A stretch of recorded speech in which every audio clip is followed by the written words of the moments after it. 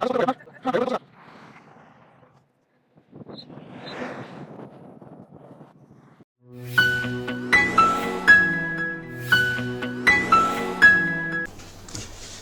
আলাইকুম dear viewers, Chowdhury কথা নিয়ে আপনাদের সবাইকে জানাচ্ছি স্বাগত। আমি সুশান্ত চৌধুরী। অ্যাজ ইউজুয়াল আমাদের আজকের সেগমেন্ট দোষকার পার্ট 17।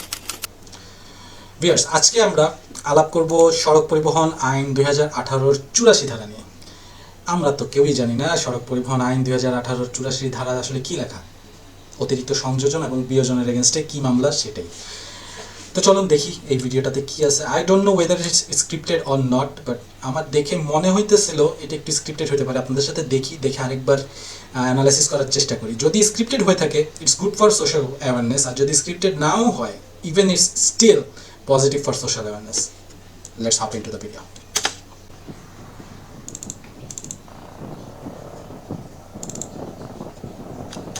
আঞ্চলিক মহাসড়ক, ট্রাফিক সার্জেন্ট এবং পুলিশ সদস্যদেরকে দেখা যাচ্ছে একটা মোটরসাইকেলকে তারা সিগন্যাল দিয়েছেন।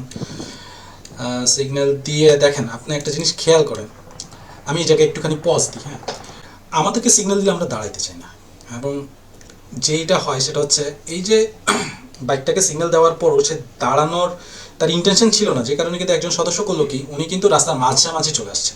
মাঝামাঝি চলে আসাতে বাইকওয়ালা তখন কিন্তু দাঁড়া করতে বাধ্য হয়েছে। কিন্তু আমার কনসার্ন হচ্ছে আরেক দিকে, এই যে পুলিশ সদস্য এই বাইকটাকে আটকানোর জন্য সিগন্যাল দেওয়ার পর বাইকটা চলে যেতেছে, কিন্তু তাকে আটকানো দরকার, সে তার দায়িত্ব পালন করার জন্য সে কিন্তু রিস্ক নিয়ে করছে কি, সে কিন্তু রাস্তার মাঝামাঝি চলে আসছে। হোয়াট ইফ যদি বাম দিক থেকে যদি একটা গাড়ি আসতো, সেই মুহূর্তে পুলিশ সদস্যরা সবাই কিন্তু ডান দিকে তাকায় আছে ওই বাইকারের দিকে, যে তুমি দাঁড়াও, তোমাকে সিগন্যাল আছে, তুমি সিগন্যাল মানতেছো না, এবার আমি ডান দিকে চলে আসলাম রাস্তার মাঝখানে, কিন্তু আমি তো জানি না আমার পিছনে বাম দিকের কী অবস্থা।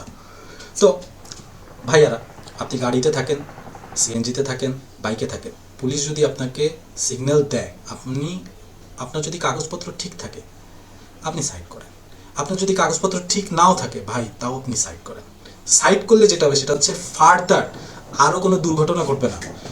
এখন যদি আপনি সাইড না করে আরও জোরে টান দিতে চাইতেন, একটু এদিক ওদিক হলে আপনি নিজেও পড়তে পারতেন, একটু এদিক ওদিক হলে পুলিশ সদস্যটাও আহত হতে পারতো। আচ্ছা, আমরা মূল ভিডিওতে ফেরত যাই, দেখি 84 ধারা। সাইড করছে, কাগজপত্র কই আপনার? দুইজন রাইডার খুবই সুন্দর, তারা মাশাআল্লাহ, মোটরসাইকেল দেখতেও সুন্দর। ভাইজানের চোখে সানগ্লাস আছে, কিন্তু মাথায় হেলমেট নাই, পিছনের জনেরও হেলমেট নেই। তারা যে কেন হেলমেট পরতে চায় না? অবশ্য হেলমেট পরলে গরম লাগে, হেলমেট পরলে বাতাস লাগে না, কিন্তু হেলমেট পরলে চুলের মধ্যে ধুলাবালি কম ঢুকে। আর আল্লাহ না করুক আপনি যদি চিটপটাং হয়ে যান, হেলমেটটাই আপনারে বাঁচাবে। বের কর। কাগজপত্র আছে, যাক, পরীক্ষা পাস, মানে পরীক্ষার প্রথম প্রশ্ন পাস। হেলমেট কোথায়? Common dialogue. হ্যাঁ, মানে আপনি ঢাকা হোক, দেশের যে কোনো প্রান্ত হোক, সিটি রাইডিং কিংবা আরবান রুরাল এরিয়া যেখানেই হোক, আপনি 2 জন থাকেন, 3 জন থাকেন, আপনার সাথে বাচ্চা থাকুক, বউ থাকুক, হেলমেট যদি না থাকে, পুলিশ যদি ধরে, একটাই কথা, ইমার্জেন্সি কাজে যেতেছি তো ওই জন্য হেলমেট নিতে মনে নেই। কেন ভাই, আপনার বাইকের সাথে হেলমেট ঝুলানো থাকে না? অন্তত পিলিয়নের হেলমেট তো বাইকে ঝুলানো থাকার কথা, নর্মাল যেটা চোরেও চুরি করতে চায় না। আর আমি করি কি, আমি হচ্ছে আমার বাইকের চাবি, কাগজ, হেলমেট, এই তিনোটাই একসাথে এক জায়গায় রাখি, যাতে আমি যখন চাবি নিতেছি আমার কিন্তু অটোমেটিক, আচ্ছা বাইক নিয়ে বেরোচ্ছি, চাবি যেহেতু নিছি, কাগজ আর হেলমেটটাও নিয়ে নিই। আপনি কি বাসায় যায় হেলমেট একদিকে মেলা মারেন, কাগজ একদিকে মেলা মারেন, চাবি আরেকদিকে মেলা মারেন? না। তাহলে আপনি যখন বাইক নিয়ে বেরোতেছেন, আপনি অবশ্যই তো আপনার দায়িত্ব, আপনি হেলমেট পরে বেরোবেন আপনার নিজের নিরাপত্তার জন্য, কাগজ নিয়ে বেরোবেন অন্যদের নিরাপত্তার জন্য। কারণ আপনি কাগজপত্র ছাড়া একটা বাইক নিয়ে যদি অন্যায় করে চলে যান, আপনি ধরবো কেমনে? আচ্ছা, দেখি ভিডিওতে কি আছে। আপনার গাড়িটা একটু স্টার্ট দেন তো। নিশ্চয়ই সাইলেন্সারের কাহিনী আছে। এটা সাধারণত বলে কখন, পুলিশ হচ্ছে দূর থেকে ধরেন আপনি বাইক চালায় আসতেছেন, পুলিশের কান কিন্তু ভয়াবহ কান, তাদের চোখ আর কান পাওয়ারফুল। বাংলাদেশের পুলিশটা এত আন্ডার এস্টিমেট করবেন না। সে দূর থেকে সাউন্ড শুনে বুঝছে যে এটা স্টকের যে সাইলেন্সার বাইকের সাথে, সেটার সাউন্ড না। এই জন্যই আপনাদের একে তো হেলমেট নাই, 2 নিশ্চয়ই বক বক বক বক করতে আসতেছিলেন, এই জন্যই সে আপনারা দাঁড়া করেছে। সাউন্ড দেখছেন? সাইলেন্সার মডিফাই করছেন কেন? আমার তো এখনই কানে লাগতেছে। শব্দ ভালো লাগে। বাহ বাহ, মাশাআল্লাহ, মানে কি অনেস্ট কনফেশন। সার্জেন্ট জিজ্ঞেস করতেছে এটা কি সার্জেন্ট? সার্জেন্ট তো হচ্ছে ডান দিকে যিনি লাল রিবন দেখতেছি তিনি সার্জেন্ট, বাম দিকের জনের কাঁধে আমি স্টার দেখতেছি, এখানে লাল দেখতেছি না। আচ্ছা হোয়াট এভার। সম্মানিত পুলিশ সদস্য যখন জিজ্ঞেস করছে তাকে যে আপনি সাইলেন্সার মডিফাই করছেন কেন, আমাদের বাইকার ভাই প্রাউড অফ হিম, সে বলছে শব্দ শুনতে ভাল লাগে। শব্দ কার ভাল লাগে ভাই? একটা হচ্ছে আমার শব্দ শুনাইতে ভাল লাগে, যে হ্যাঁ আমি যাইতেছি, এলাকাবাসী জানুক যে আমি আসছি, আমি যাইতেছি, সবাই শুনুক। নিজের কার শব্দ শুনতে ভাল লাগে? মানে এই যে এই কথাটা বললো না, এটা আমি বিশ্বাস করি না।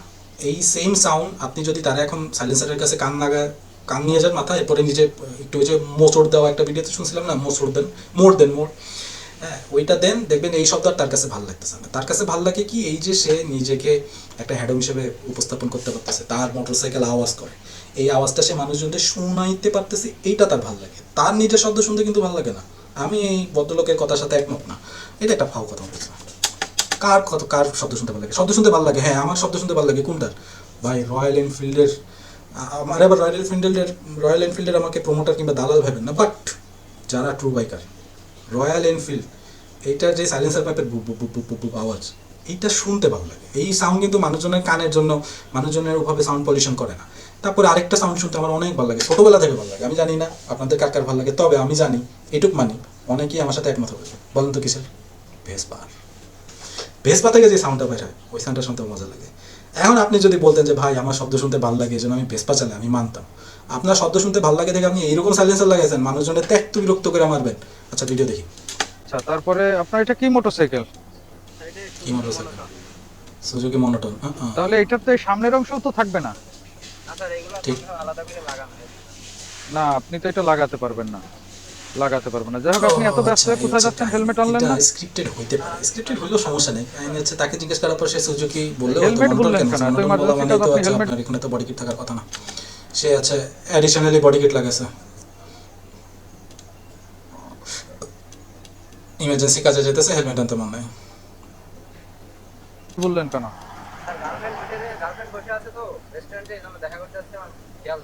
ও, যাক ভাই, ভালো, আপনি গার্লফ্রেন্ডের সাথে। এই লোক কিন্তু আসলে খুবই অনেস্ট। হ্যাঁ আমি এবার 100% শিওর, এইটা স্ক্রিপ্টেড হোক বা না হোক, এই লোক যে অনেস্ট, মানে তার অনেস্টির দাম দিতে হয়। সে প্রথমে কি বলছে? সে প্রথমে বলছে ইমার্জেন্সি কাজে তার হেলমেট আনতে মন নেই। দ্বিতীয়ত কি বলছে? সাইলেন্সারকে মডিফাই করছে, তার শব্দ শুনতে ভালো লাগে। এখন সম্মানিত পুলিশ সদস্য ওনাকে যখন জিজ্ঞেস করছে কি এমন ইমার্জেন্সি কাজ, হ্যাঁ যে হেলমেট আনতে মন নেই, হাতে কি কইছে? হাতে কইছে হাতে তার গার্লফ্রেন্ডের লাগে দেখা করতে যায়। মানে আমি হলে কি বলতাম, মানে আল্লাহ মাফ করুক, এরকম এরকম ইনসিডেন্ট আমি সাধারণত পড়ি না, আমার সাথে সবসময় হেলমেট থাকে, বাট একটু দুষ্টু তো আমি।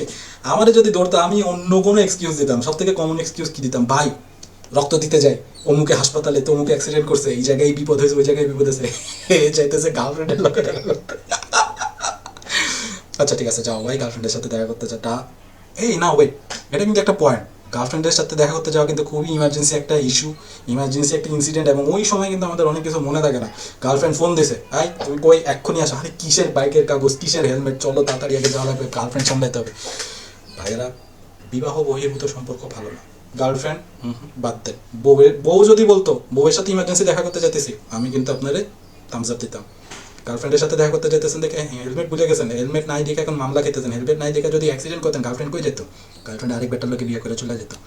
ভিডিও দেখি। দেখা করতে যাচ্ছেন, খুবই ভালো, কিন্তু আপনাকে তো হেলমেট পরতে হবে। আবার আপনি মোটরসাইকেল মডিফাই করছেন, এই সামনের অংশটা লাগাইছেন, এটা লাগাইছেন। আপনি হয়তো জানেন না যে এইটাই, যে সড়ক পরিবহন আইন 2018 হয়েছে নতুন, এর সর্বোচ্চ জরিমানায় আপনি কোনো চেঞ্জ করতে পারবেন না। এবং এই 2018 এর সড়ক পরিবহন আইনের 84 ধারায় এটা সর্বোচ্চ জরিমানা আছে 3 লাখ। বাপরে বাপ, 84 টাকার ফাইন হচ্ছে ম্যাক্সিমাম আপ টু 3 লাখ। এখানে কাহিনী হচ্ছে আপনি আপনার স্টকে, মানে বাই ডিফল্ট ফ্যাক্টরি থেকে মোটরসাইকেল কিংবা বাহন, যেই কোনো ভেহিকেল যে অবস্থায় আসতেছে সেটা আপনি কোনো রকম কাস্টমাইজড এবং মডিফাই করতে পারবেন না এমনভাবে যে ওটার আকার আকৃতি পরিবর্তন হয়ে যায়। হ্যাঁ এখন আমি যতটুকু জানি নতুন নতুন নিয়মে একটু সংযোজন আছে, যেখানে আপনি চাকা চেঞ্জ করতে পারবেন, যেখানে আপনি মনে হয় টিন্টেড গ্লাসও করতে পারবেন, এবং I think I have read in somewhere that you may also install fog lights.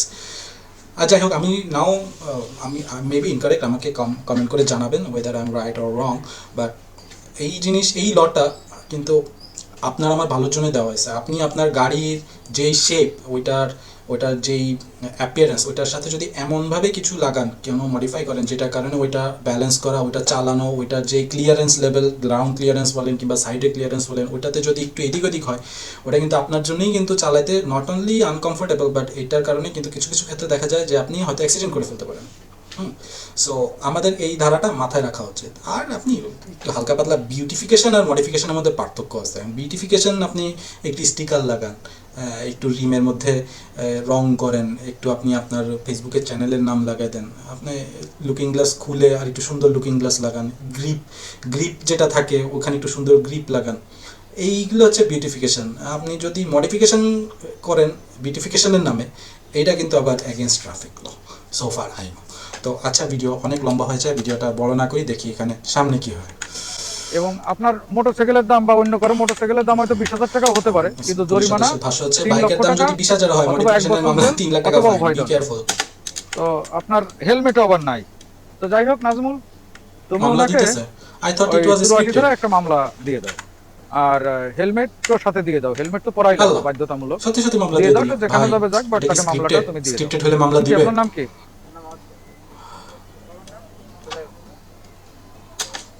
বেচারা মামলাও খাইলো, গার্লফ্রেন্ডের সাথে দেখা করতে যায়, এটা মেমোরেবল ইভেন্ট হয়ে থাকবে। ঠিক আছে, ভিডিওটা এখানে শেষ করি। তো ডিয়ার ভিউয়ার্স, আমাকে বলবেন এই ভিডিওটিতে এই দুই ভাইজান ইনক্লুডিং পিলিয়ন এবং বাইক রাইডার কি ভুল করছেন, ওনাদের আরও সতর্ক হওয়ার জন্য কী করা উচিত ছিল।